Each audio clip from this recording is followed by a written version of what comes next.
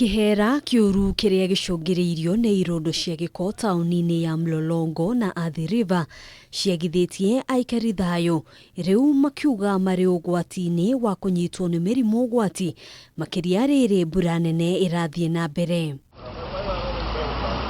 Ene mikawa na cienderio ingi cia irio no hathara maratara kuna gutiri mundu ungiria akinungagirirwo ni muhera wa GIKO giki. Hii harufu ya takataka hata customer wakuje kununua hapa kwetu wananunua na huko ndani mahali hakuna industry ya takataka.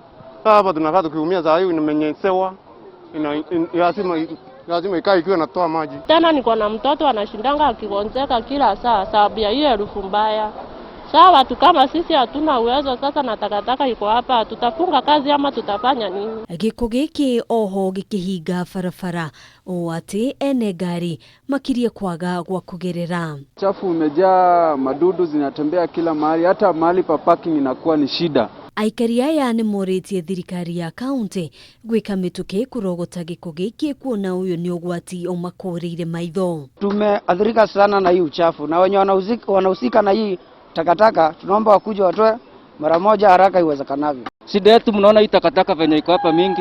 Tunashindwa hii serikali inafanya nini? Sauli tulichagua watu wako na majukumu. Kama mtu ameshindwa na kazi yake achie mwingine afanye. Maafitha a kaunti aria mehokeirwo ungania wa GIKO giki ona kuhanura uguo matinetekera kuheana gitumi gia gucerithirio gwa GIKO giki kweherio tauni-ini ici.